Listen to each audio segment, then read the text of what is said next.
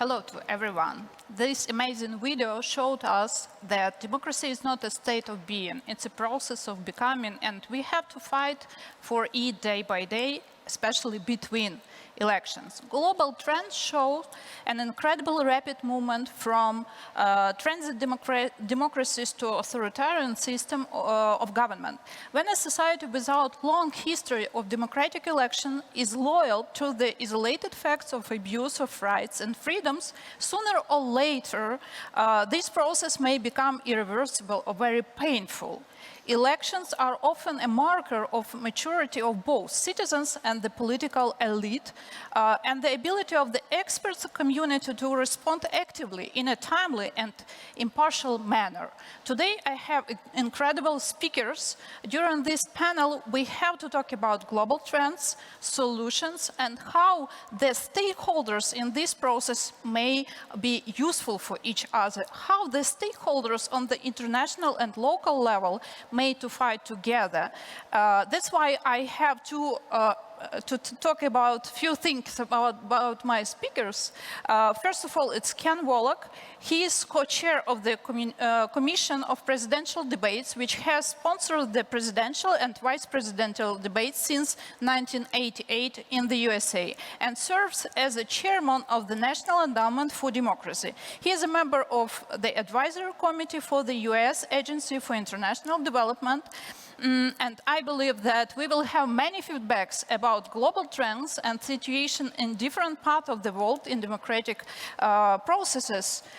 Peter Urban, he is one of the world's leading electoral management experts, one of a few international ever called upon to direct national election for other nations.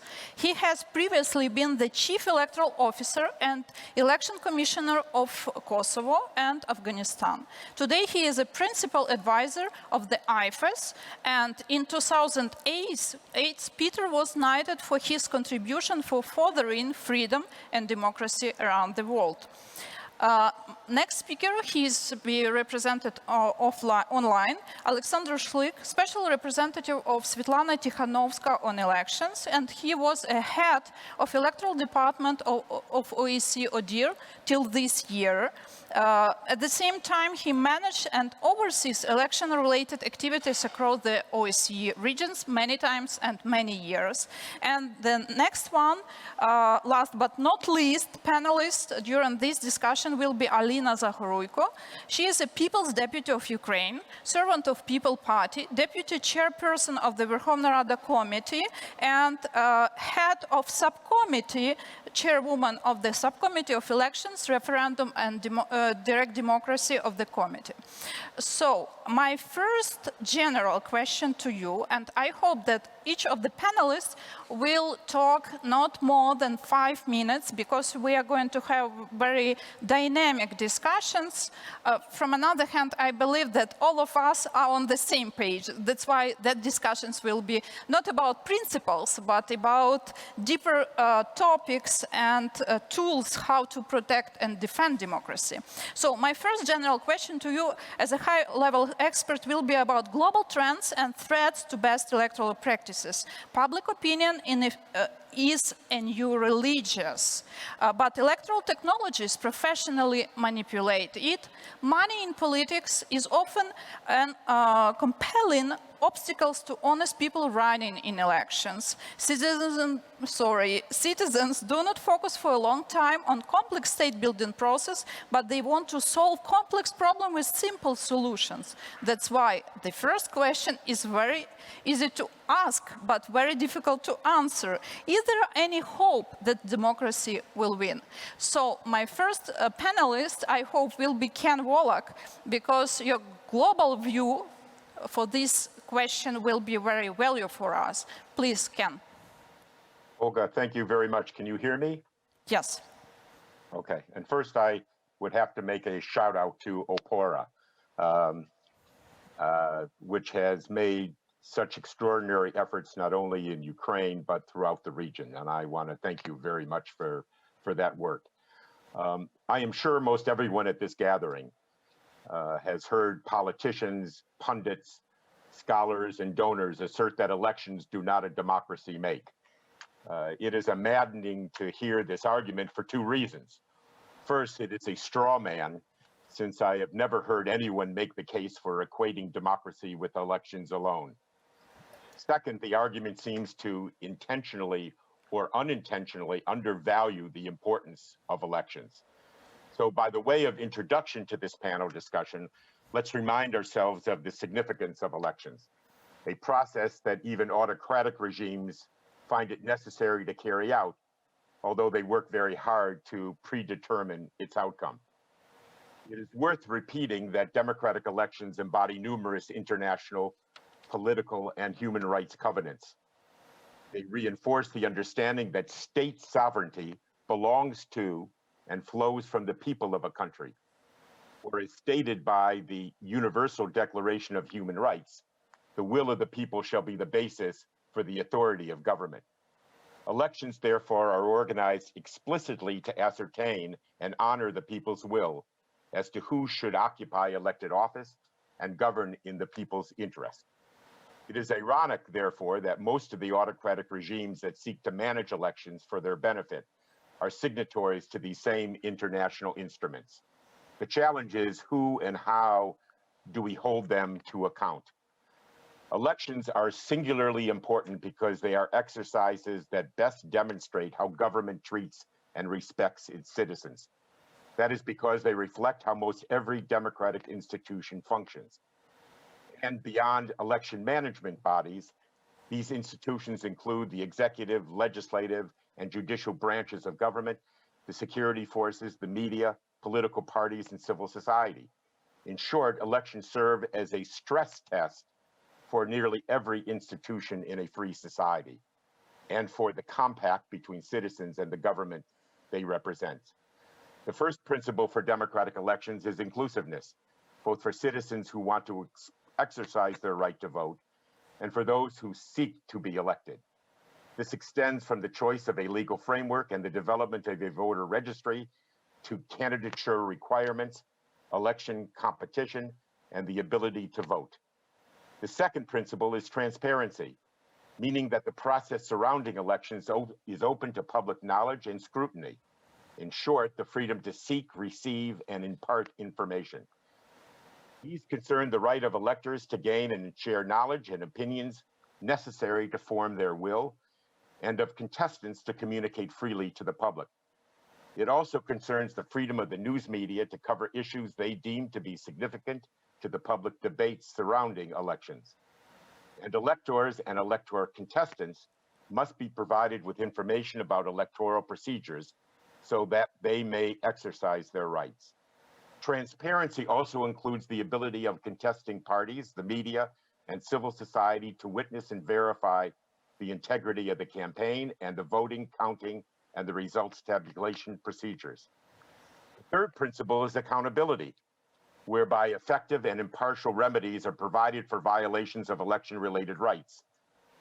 Finally, the inclusiveness, transparency, and accountability principles come together to illuminate public confidence in elections. If public confidence in the parties, the election authorities, the judiciary, security forces, and the media is shaken, the legitimacy of government itself will be placed in jeopardy. And it is important to note here that many of the growing number of protest movements, and in some places people power revolutions, were not prompted by economic, but rather by political issues, and more specifically, by seriously flawed or fraudulent elections. Ukraine experienced this twice over the last 2 decades. Conversely, the prospect of democratic elections has served as a means to secure peace agreements in societies in conflict and to usher in democratic transitions. During the next hour or so, we will explore new challenges to democratic elections and how best to confront and overcome them. While Ukraine has come a long way since its earlier post-independence polls, certain problems continue to plague the electoral process. And I will conclude by just saying that I spoke over the weekend to Mary O'Hagan, who was NDI's former longtime resident director in Kiev. And many of you know and respect Mary as I do. I asked her for her message to a Ukrainian audience. She said that for any democracy to function, Transitions of power have to be tolerable for the great majority of citizens. They have to believe that their rights will be respected even if their preferred party loses. For Ukrainians, that means organizing like hell to protect the integrity of elections so that voters can evaluate the process based not on who they believe should win, but rather on objective norms and standards. An important message, not only for a Ukrainian audience. Thank you very much, Olga. Thank you, Ken, and please stay with us because we are going to continue to talk with you about everything. And the next speaker will be Peter Erbrand. I believe that your general view as an international expert, but you stayed here for many years and you saw many electoral circles in Ukraine, and you know very well Ukrainian history for this independent period. How to protect democracy? And will democracy win all over the world? Well, I would start out by giving a little bit of hope to our discourse. And remember the time 7 years ago when the revolution of dignity happened. At that time, thousands of brave Ukrainians took to the street to demand their right to a genuine democratic future. Many sacrificed their life in pursuit of this goal. It clearly now rests upon the rest of us, also today, to honor this and strive to strengthen democracy in every way. For many Ukrainians, the pace of post-revolution reform has not met their expectations. Disappointment prevails on, for example, ineffective battle against entrenched corruption, much discussed these past days, and stalled judicial reform. While these challenges are real, and indeed a priority for Ukraine to address in the years ahead, we must also recognize and build on where there is progress and genuine success stories. And electoral reform is indeed such an area. In the video we just saw, we saw the Economist Democracy Index. And I'd just like to show what the Economist actually says about electoral reform. The orange line is the global trend. The red line is Ukraine. But if we look at elections as a reform area, we see that it has over the past years performed extremely well compared to even the global trend. Competitive and genuine elections are an essential building block for resilient democracies all over the world. For some reason, I should say for some nations, they are the means to a democratic transition. For others, they measure the health of long-standing democratic traditions. So it's important for us to look at these numbers and remind ourselves that we have a great responsibility in front of us. Despite significant political obstacles and ongoing conflict, occupation, and indeed a pandemic, Ukraine has, from an international perspective, generally performed well in the electoral reform area. If we look at a few very important highlights, which also reflects well in the international community, Ukraine removed its Yanukovych-era election commission and has now installed a hard-working, neutral, and progressive election commission which works every day closely with all stakeholders, the Rada, international society, civil society, to improve elections in Ukraine. Ukraine dismissed its substandard old election laws and election systems and adopted a modern omnibus electoral code and introduced new ways in which the elections would be held much closer to European and international standards. Ukraine held elections in 2019 and 2020 that were deemed some of the best in Ukraine's history, and which indeed led to a peaceful and orderly handover of power all the way from the presidency to communities all over Ukraine. So while The Economist may say that global democracy has a very bad year, we do see here in Ukraine statements, as you can see here, from the European Parliament that genuinely recognizes that great progress has been made in Ukraine. While it is clear that global democracy is struggling, we gather today in a country that pulls the global trend on the quality of election up. There is indeed much work still to be done to propel this reform area forward. It is important for the international community to take a deep breath from time to time and recognize the historic progress here. We must highlight sustained electoral and democratic reform in Ukraine and make sure that these are well noted beyond the borders. This pushes back on the autocratic playbook, which equates democracy to chaos. It reminds the global community, especially those who aspire towards greater self-determination, that a democratic life is both attainable and sustainable. Important, Ukraine's electoral achievements reflect ambitions of the millions who continue to courageously take to the streets in Belarus, Russia, Myanmar, and beyond. It is also the success story that autocrats fear, as it gives hope to their own citizens. Ukraine is hence a true beacon for many of the countries that aspire to do better on electoral reform. Challenges still remain, and we'll be discussing those further today. We definitely need to look for strengthened political parties and representation in general. We need to work on modernizing the electoral institution itself by implementing the CEC's excellent 5-year strategic plan. We need to further strengthen the legal framework and conduct even better elections in 2023 and 2024 towards proving long-term maturity of democracy in Ukraine. And lastly, we must protect politics and elections against disinformation, cyber attacks, and interference by both domestic and international spoilers. We must also be careful with introducing new technologies such as internet-based voting, which might be very vulnerable against such. But all in all, I think we're here today and we can recognize the fact that electoral reform has actually made some significant step forward, as long as we're also well aware that challenges remain. Thank you. Thank you, Peter, for your very deep statement about everything and about solving the problem, how to solve the problem, and about hope that Ukraine can be a leader in this region and can be a good example for our neighbors how to fight for free and fair elections. And Alex knows very well how Ukrainian history with elections looked like, and now he's fighting for democratic election in Belarus. So, Alex, say us a few words. Will we have democratic Belarus? Доброго дня, вітаю. Thank you very much for having me.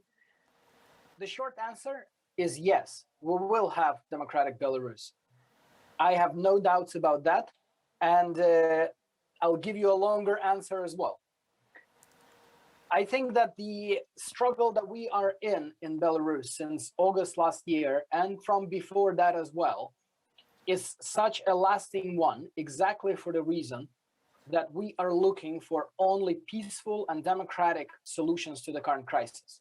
It is the deep conviction of mine that it is only through the good elections that we will be able to resolve the crisis in Belarus and to build a new democratic country. I think that looking at the trends around us and globally, I think this also gives me hope for the future of my country, of Belarus. I can see that the elections are getting better technically around the world. But I think that if we look back about 10, 20 years ago, a lot of the technical issues that we have been noticing back then, and I was working as the international observer back then, a lot of the technical issues were resolved by now. What we are facing now is consolidating the progress made, but it's also about not forgetting that politics is deeply ingrained in the electoral process. Let's not lose sight that there is a fight in every election. So in a way, I don't think that we should see anticipate that the elections will be the moment of national reconciliation that will leave everybody and every single person happy. No, not at all. But the elections are always and the only peaceful way to resolve the conflicts that exist in the society, whether we like it or not. And that is exactly why we are insisting in Belarus that the elections will be the only way out of the current crisis. I will mention to you one thing in connection to Ukraine. I know very well the path and how long and winding that path is towards democracy and improved elections in our neighboring country. The propaganda in Belarus and in some other countries keeps saying, oh, do you want democracy to result in things being just like they are in Ukraine? They have been looking at the difficulties that the Ukrainian society and politics has been facing for a number of years. And these messages from propaganda, let's face it, they were resonating with some people. But by now, the progress that Ukraine has made, especially in terms of the electoral reform and holding democratic elections, allows very many people in my country, in Belarus, to say, yes, we actually do want things to work at least as well as they do in Ukraine, at least in the elections. So I think for us in Belarus, it is important to always remember, and I call on our neighbors and others as well, to remember that the fight for democracy has no borders. When the Ukrainians are going out on the streets, as they did 7 years ago, they did that for their neighboring countries as well.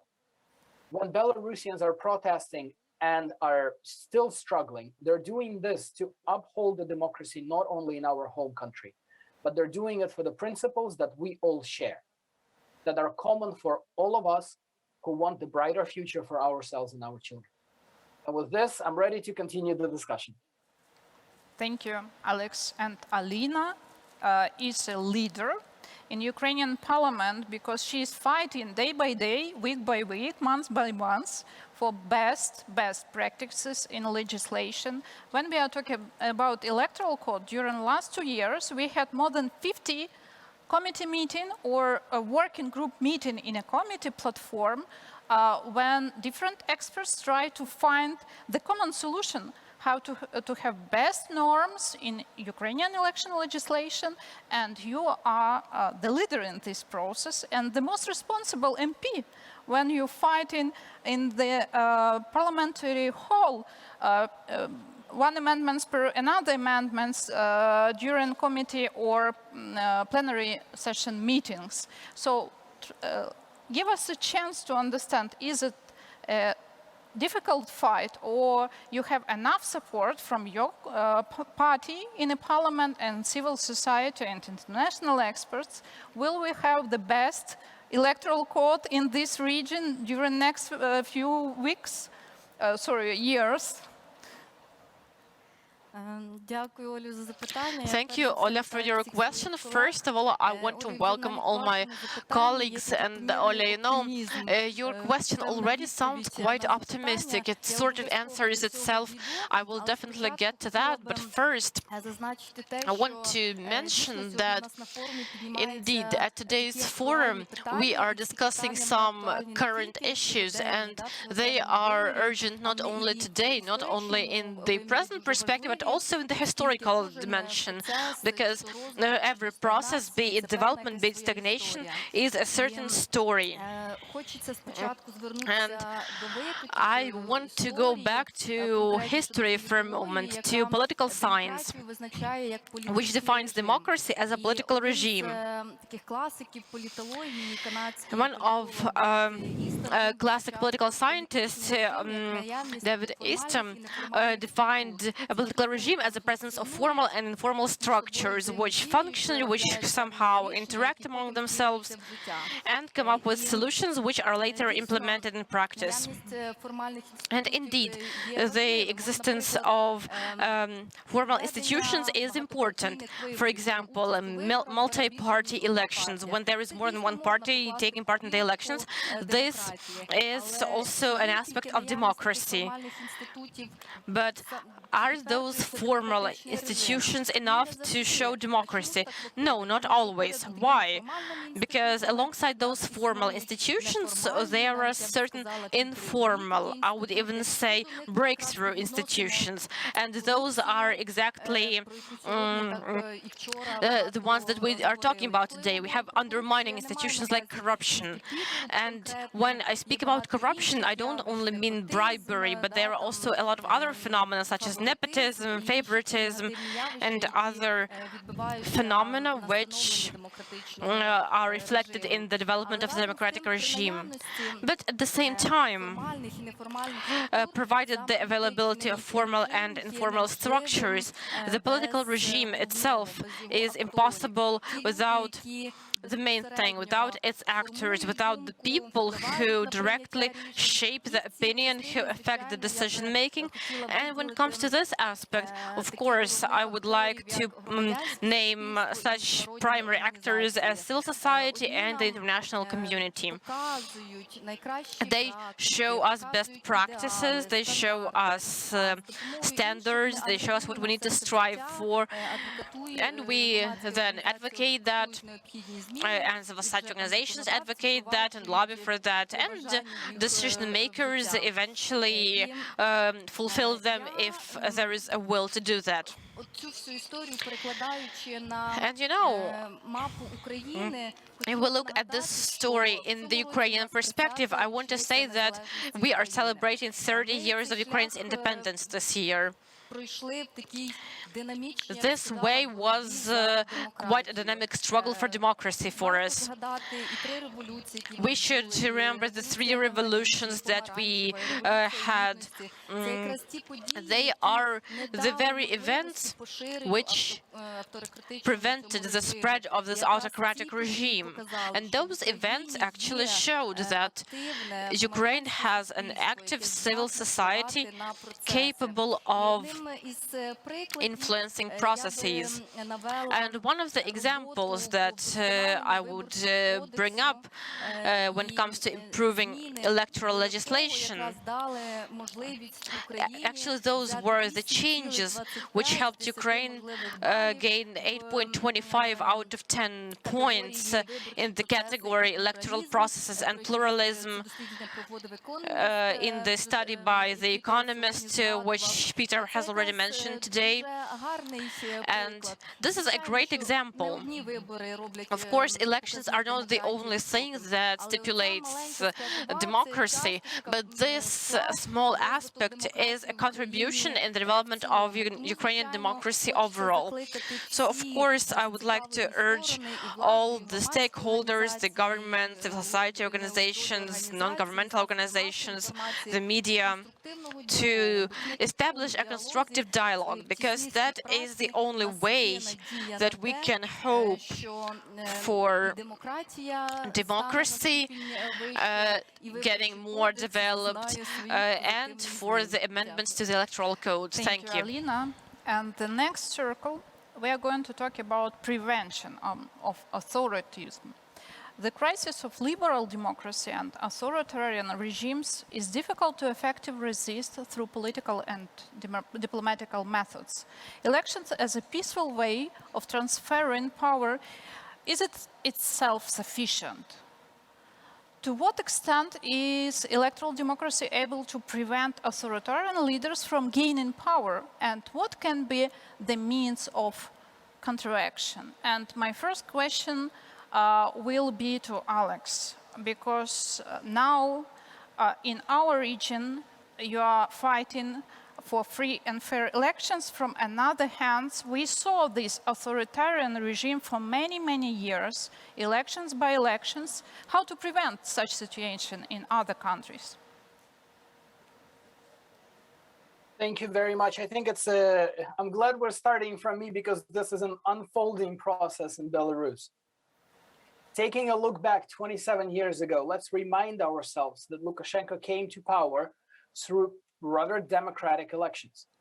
At that time, very few people could have anticipated, very few people did in fact anticipate how autocratic the regime would become and how tyrannical it would become by this point in time. But what we're dealing with right now is exactly the fallout of the repeatedly falsified elections. I think that what we're looking at since last August is how elections as the process, as an institution in a democracy, has taken again the center of the stage in the public opinion and in the public perception of what democracy is actually all about. I will remind you that, for example, that Svetlana Tikhanovskaya, the elected leader of Belarus, has stood for elections last year with one simple message. And her message was not that I will be the good president. Her message was very, very simple. I am running to become the president to hold good elections.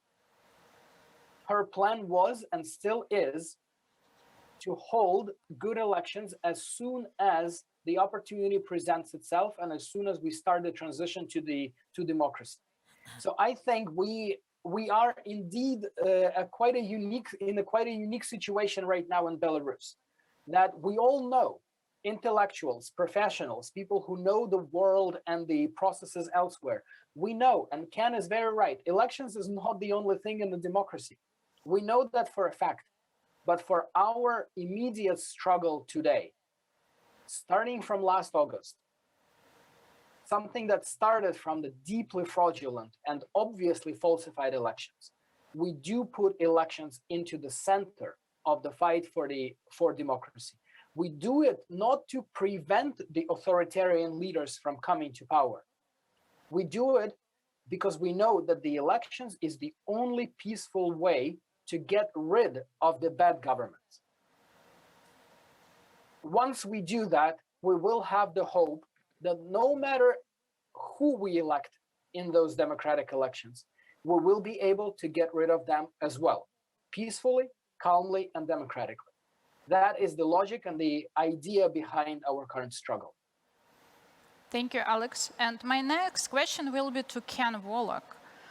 You know, we have another place in the world, Myanmar, where the people are fighting for democracy through elections, but the army people decided that they are not going to expect that the results or to accept the results of those elections. And we had a coup there, and whole international society time to time said something publicly about deeply concerning position, but what we have to do together on international and local level to support Myanmar's people, to support Belarusian people and other. Well, Olga, thank you very much for the question. I will come back to it in a second, but I wanted to begin where Alex left off.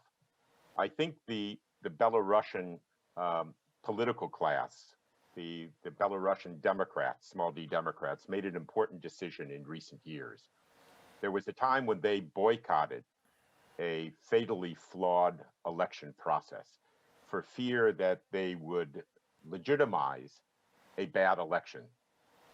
They decided that that did not achieve any discernible results. And they learned a lesson from Democrats in other countries that you participate, you use whatever political space exists, not to legitimize a flawed process, but rather use whatever space exists to legitimize itself, to legitimize those forces themselves.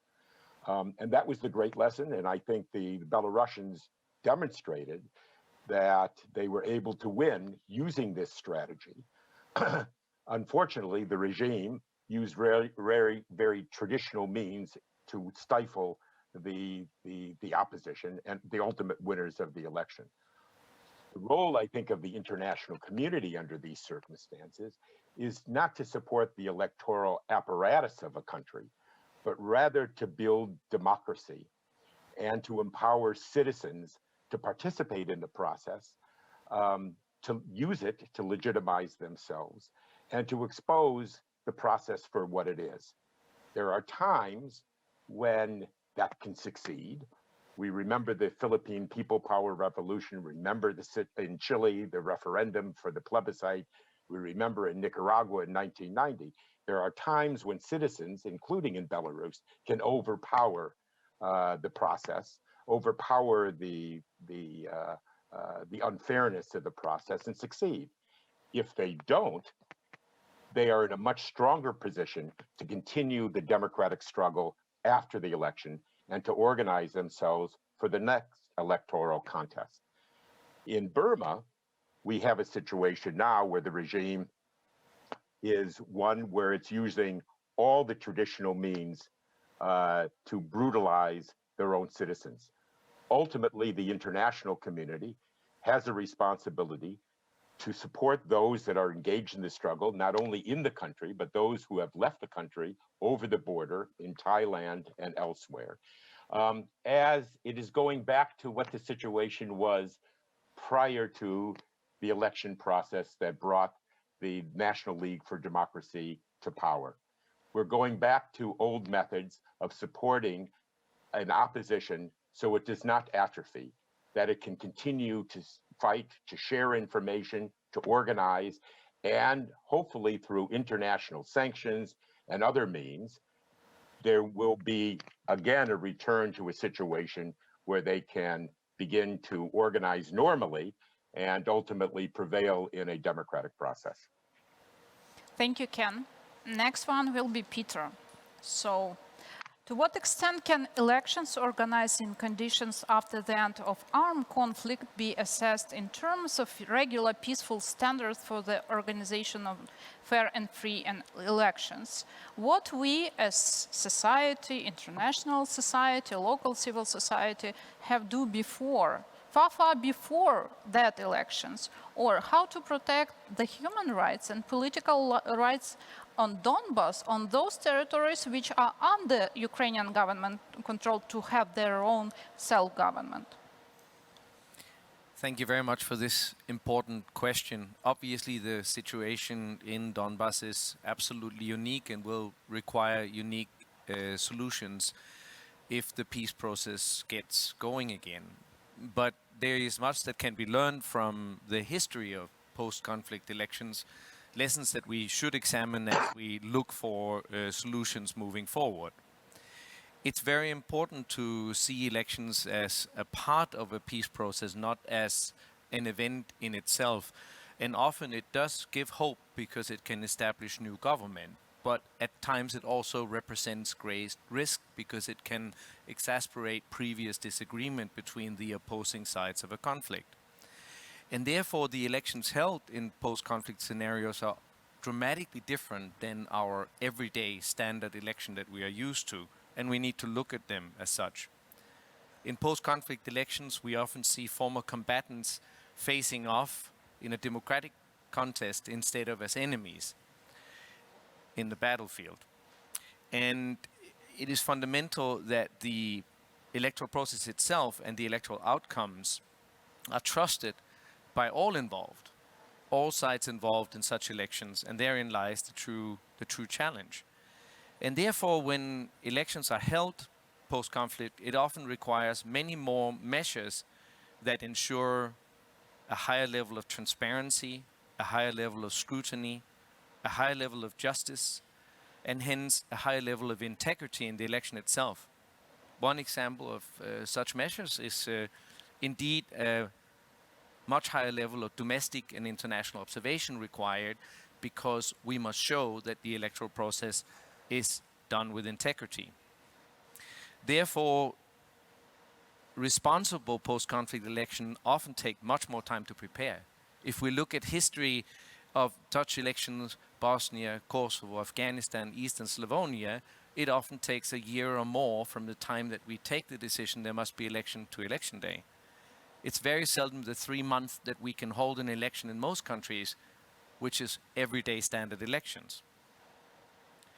So we need to do much more. Special legal frameworks are needed.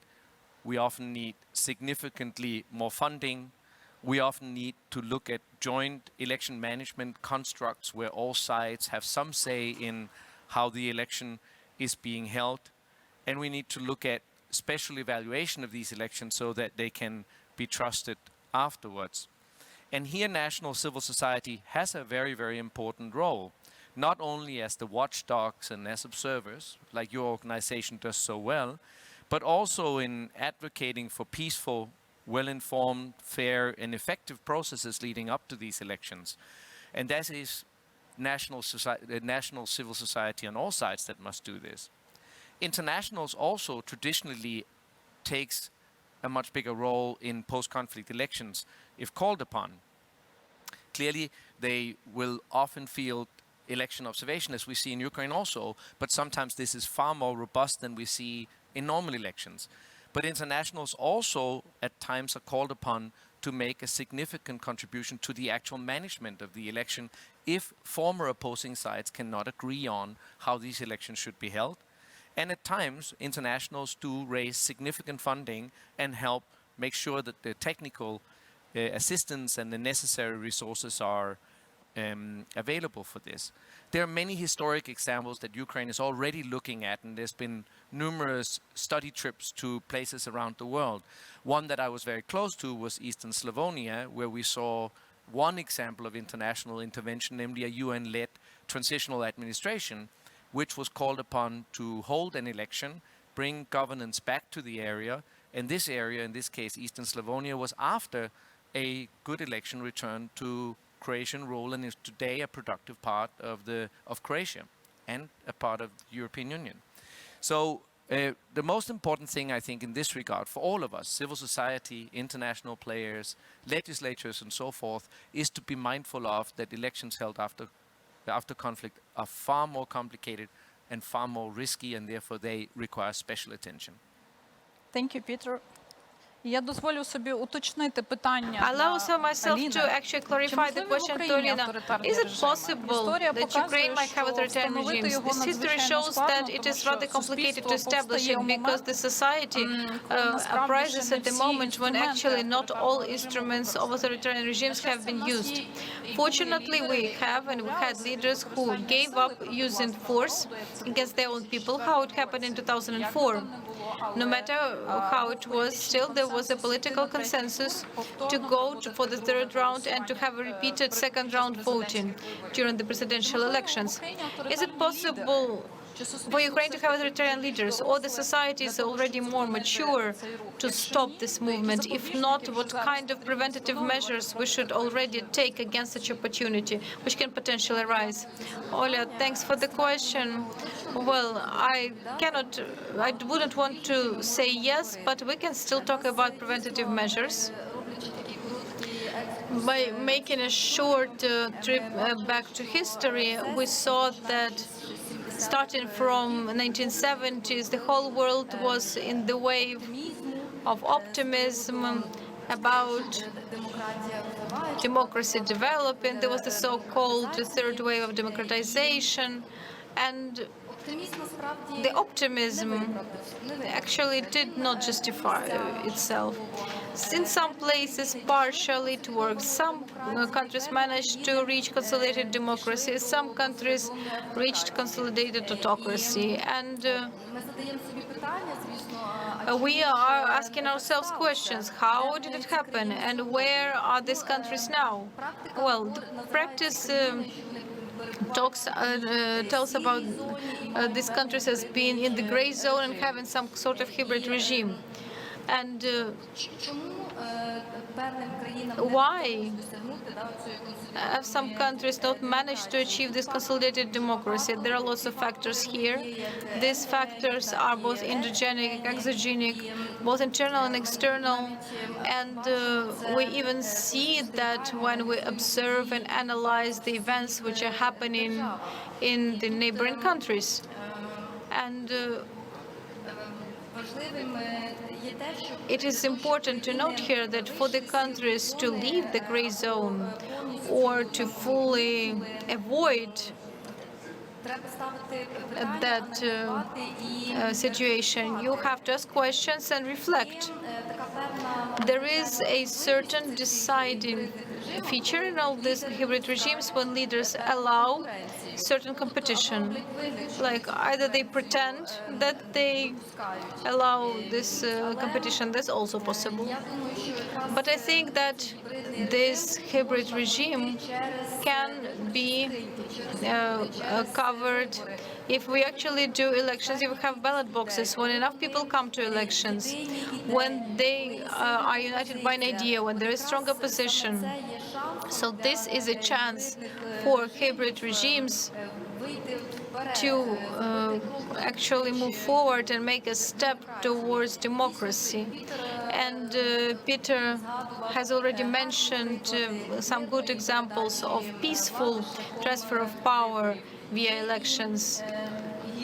There are also worse examples that Ola mentioned as well, but in the end, this can be also said about Ukraine, that the elections themselves, they are actually not a thing in itself, and they are not the magic bullet. Because the information that people obtain also influence voters' choice. And now we have an impression that the world lives in some disinformation flow and misinformation flow. We are going to talk about that in more detail. And probably the founding factor in this whole story for us, for Ukraine and for neighboring countries, should be actually the rule of law in the widest possible understanding, clear procedures which would be understandable, transparent, open, inclusive, and along with that, we also need clear distribution of work among all three branches of power, because when the executive doesn't work or the law enforcement doesn't work well enough, when the judicial power is not independent, and then in this case, elections remain exclusively a smokescreen. And saying or claiming that elections are a solution to all problems, of course, then it's not something that we could do. Thank you for the bridge to the next topic, but I have to react somehow to your words. And I'm happy that in Ukraine it's possible. I can imagine the same in Belarus and Russia, unfortunately, that representatives of presidential party, MP from the fraction from presidential party, said that strong opposition is a tool as a check and balance system against authoritarian regime. Very smart, very smart. So the next one, the next topic will be about misinformation and disinformation. Participatory democracy and the freedom to form political will in the context of the increasing role of misinformation and social networks. Public opinion has already been used to manipulate by gaining access to citizens' personal data. Can we hope that the will of the voter is formed independently and reflect internal beliefs?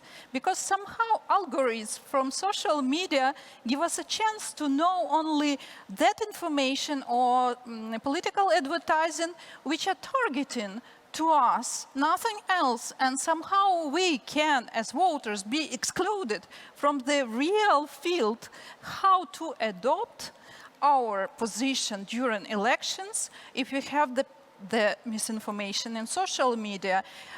Is any possibility to solve the problem through legislation? Or it's a huge philosophical discussion how to be, because it's a freedom of speech at the same misinformation, it's a huge problem.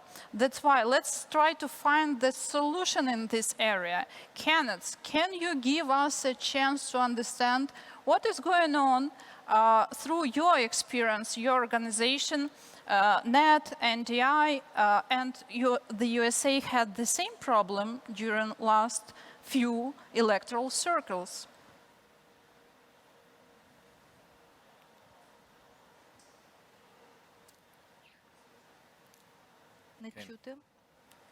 We didn't hear you. You're muted.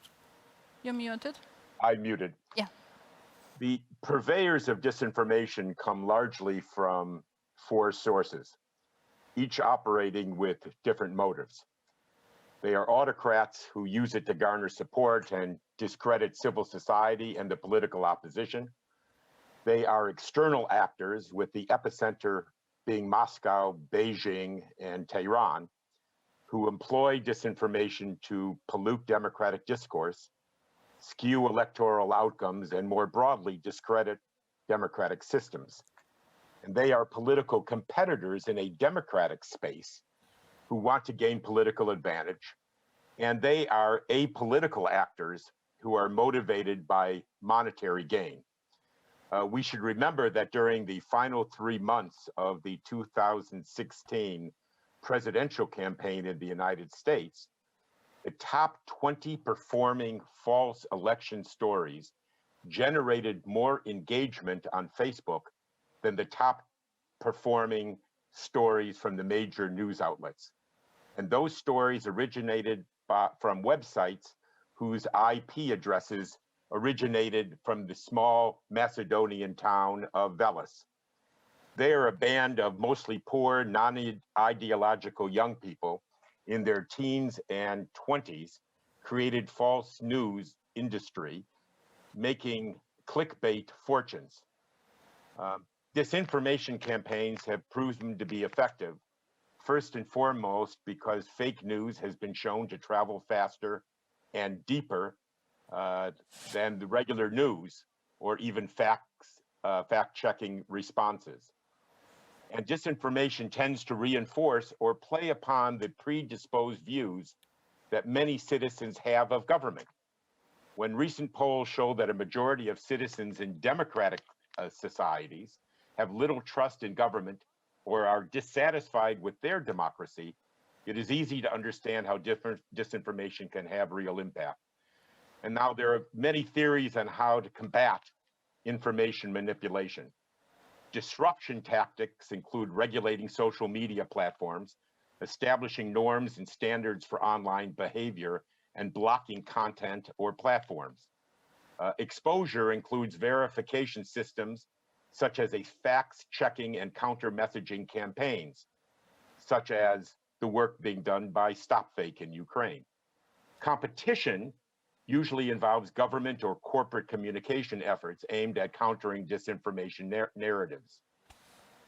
At the same time, support for independent media, both online and offline, and literacy efforts, which are being carried out in Ukraine, promotes the supply and the consumption of information that's accurate. One thing is clear, however, and there is no silver bullet to disinformation. All these approaches must come into play because it is not enough to fight bite for bite. Disinformation is cheap and ubiquitous. It would be like fighting a fire hose of disinformation with a squirt gun of truth. Ultimately, a whole of society approach is needed in countries under attack, backed up by international networks for the development of norms and standards, advocacy, and peer learning and support. These global networks, like many of their local counterparts, include governments, intergovernmental organizations, journalists, educators, religious, labor, and business leaders, political parties, parliaments, and civil society groups of all stripes. And ultimately, I will say, the success will also depend on the performance of democratic institutions that can overcome the current crisis of confidence in politicians and government. That is a longer-term struggle, but no less important. These institutions must deliver for the many and not the few, and that is perhaps the best antidote against disinformation. Thank you, Ken. Alex, in authoritarian regimes, somehow, Telegram channel as in Belarus, WhatsApp as in Jordan, and many other examples when there is only one field for freedom and for free communication between society and opposition, it's social media. But in Ukraine, the social media, the Telegram channels is a source of problem and misinformation. How to find the golden standards or golden border to have freedoms, but do not have a source of the problem for democratic society from that side? Excellent question, and if I had the answer, I'd be a millionaire by now. But I'll speculate a little bit.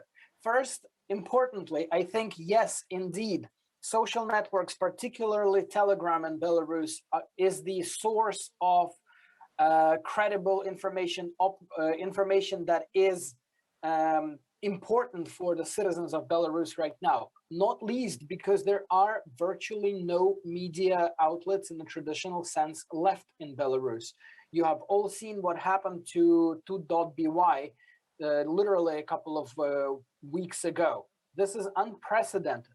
This is the website that had the reach of 60% of citizens of Belarus. Everybody of any political persuasion would be starting their day from looking at the news on that website. It doesn't exist anymore, but that's just a development of what's been going on for a while. So yes, the Telegram channels are there, but you'd be surprised that, or maybe you won't be surprised. We all understand that people who are reading the Telegram channels, and those are millions of people in Belarus, they do not need the persuasion. They already stand firmly on the democratic principles, most of them at least. What we need is to reach out to the people who don't read the Telegram channels. So I think what is being done right now, and that is actually happening as we speak, every month, several 100,000 leaflets are printed out and distributed in the small towns and villages of Belarus. And we're going back to 100 years ago on how to reach out to people, not only because the Telegram channels don't reach them, but also because we know that the people who we need to convince that democracy has a value, they actually don't even use the internet. So I think we shouldn't be forgetting about the people who are not online when we're discussing about the problems that the online sphere creates.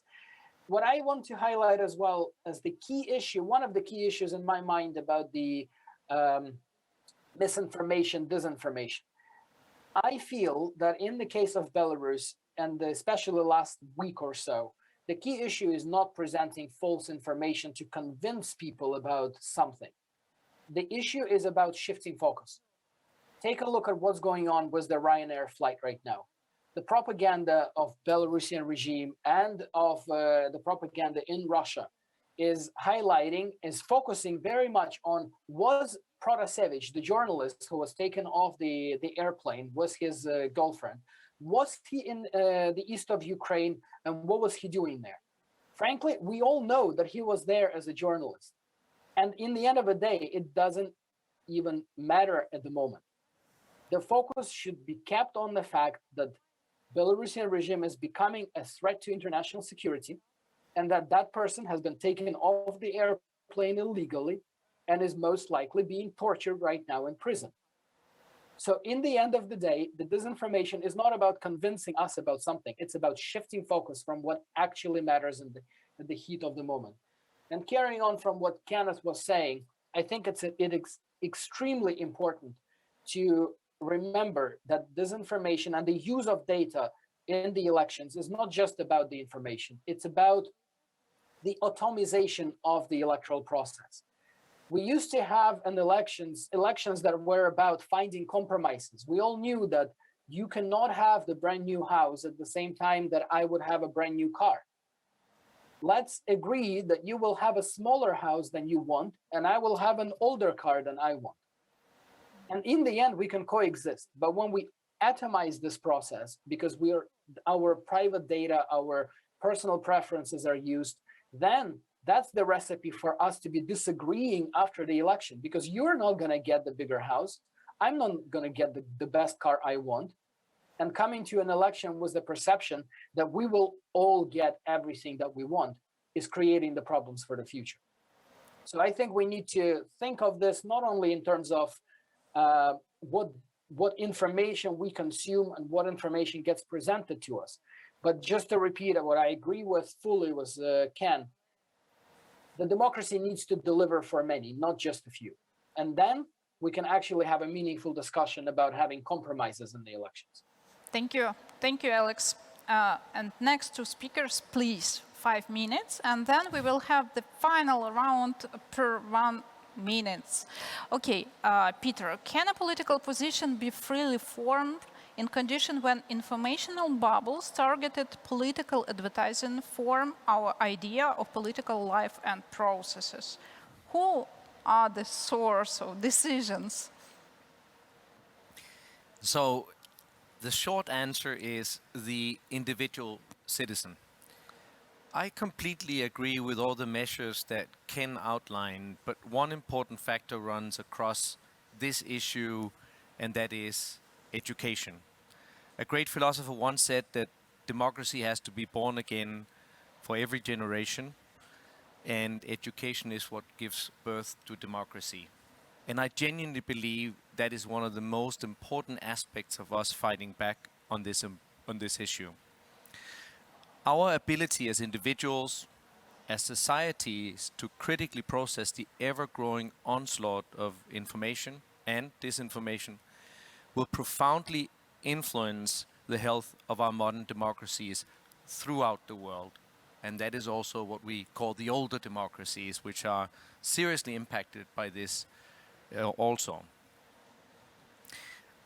With the technologies that continuously evolve, nations must carefully consider what skills, values, and rules their electorate should have to responsibly use these powerful communication tools rather than being used by them and by their algorithms. Through our nearly 35 years of experience around the globe, IFES has found overwhelming evidence that effective and systematic civic education on how to live in a democratic society fosters much greater democratic resilience also against disinformation. We can do so through interactive training that strengthens fundamental skills such as digital literacy and critical thinking. And we must offer students, citizens, the tools they need to be mindful consumers of the information that they will, no matter what, be receiving. One such example is that IFES at this very moment works with 70 universities all over Ukraine, Georgia, and Armenia to offer modern civic education through a semester-long course. And I find extreme relief in some of our work focusing on the next generation of citizens and seeing that through civic education we are capable of building young adults that come out as voters and are far more resilient against disinformation than we might be at this moment. But while such growing efforts are promising, I do believe that much more must be done to respond to today and tomorrow's threats against democracy and to maximize the global positive impact on effective civic education and all other forms of education. This is key to building democratic habits and expectations among all citizens to offer healthy governance that they will embrace and carry with them throughout their lives. So my pitch would be for investing in the next generation while also using a multi-pronged approach where we do all the things that other speakers have highlighted. Excellent. Аліна. Ми вибираємо легкий шлях, включити декілька норм законодавства. We are choosing an easy path of adding some legislative approaches. Or we are shaping this among the older generation as well. Of course, I am an advocate of the second option. Because we definitely need to increase the legal and legislative culture of our citizens. We need to work on education because this conscious choice is made based on the information available to the person. But of course, we're going to also use the other way that you have mentioned. This is the issue of developing legislative initiatives and amendments to the electoral code of Ukraine. And the question of elections is closely tied to the issue of information and democracy. When I looked at the issues of information and manipulations, I immediately thought of this phrase: if you think you're not being manipulated, it means you are working with pros. This is not just about electoral campaigns. When we generally observe all information events that are taking place, we often get the impression that we are being manipulated. Of course, there are a lot of different information channels. As a voter in Ukraine, in the first place, I can look at a multitude of channels to obtain certain information to make a conscious choice. But there is also the flip side of this coin, when the authorities can look for certain information through voters, and knowing certain preferences, lifestyle and thoughts of a certain voter, they can shape a certain information field where there will be no alternative opinion, where there will be no place for such dissenting opinion. Of course, we need to fight against that. I also want to point out, Oля, you and I already talked about this. We already talked about disinformation. We had a roundtable dedicated to this issue. And one example that we discussed in Ukraine was the example of the most recent electoral campaigns, when there were widespread fake social surveys or even smear campaigns. And today our task as decision makers is to come up with clear mechanisms and rules. But on the one hand, those mechanisms need to ensure the ability to clearly promote your ideas, your slogans, but on the other hand, they need to restrict those manifestations of disinformation.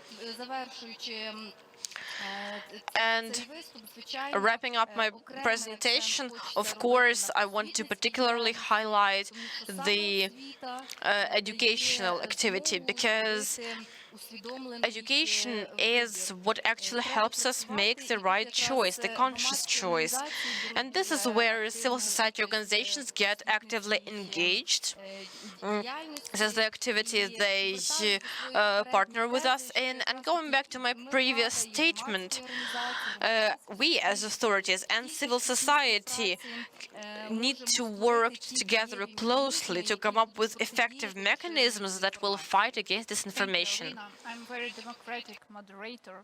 That's why we have only 1 minute per each panelist to answer the last question, the last circle of the question. So, how to strengthen the electoral institutions and elections as institution?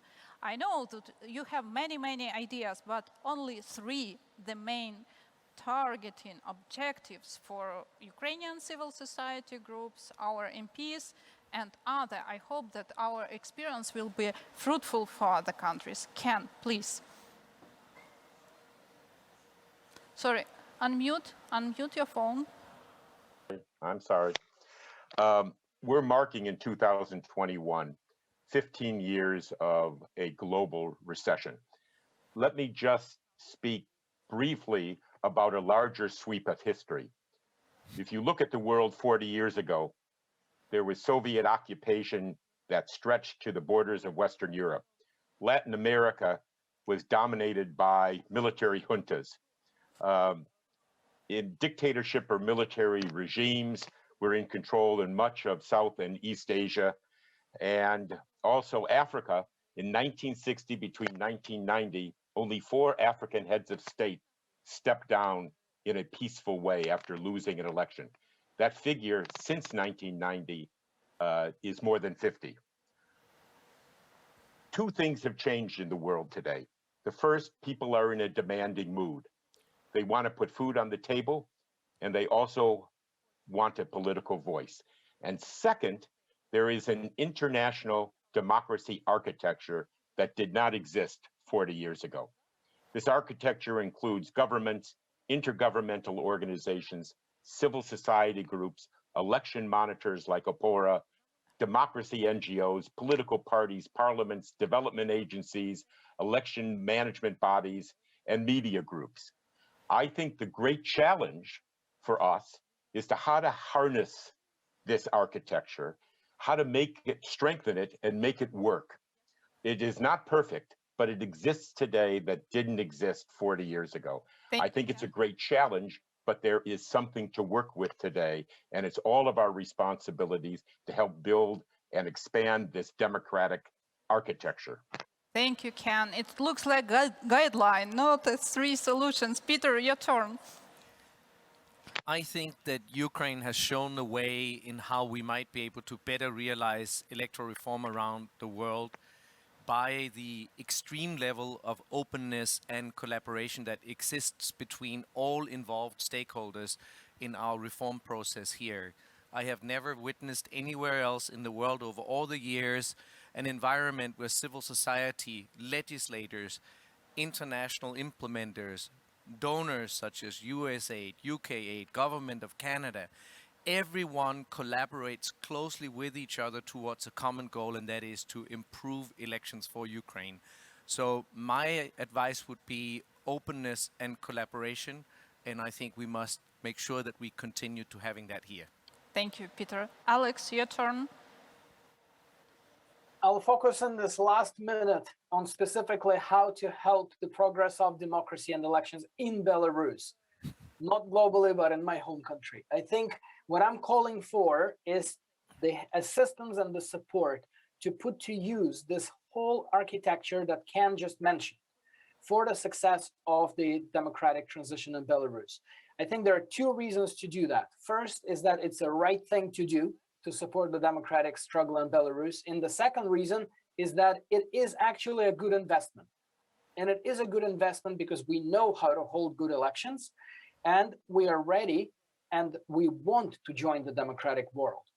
In fact, I'm deeply convinced that the last 9-10 months have shown that the people of Belarus are already Democrats. So we need to find the ways to put this architecture of support to democracy globally to make sure that the people of Belarus bring along their country and their government. Thank you, and with Alex. this appeal, I end. Thank you, Alex. Final but not least. Дякую, Олю. Я дуже коротко. Я точно знаю, що якогось універсального рецепту. Thank you, Oля. I definitely know that we don't have a universal recipe, but we do have 3 key things that we need to fight for. The first thing is the fight against political corruption. The second thing is the development of civil society. And, of course, establishing clear practices through legislation. Thank you very much for your high assessment of our work, and only in cooperation can we achieve good results. Work hard, and thank you all my panelists, because it was amazing words from different parts of the world, and our experience is good for our neighbors. Thank you.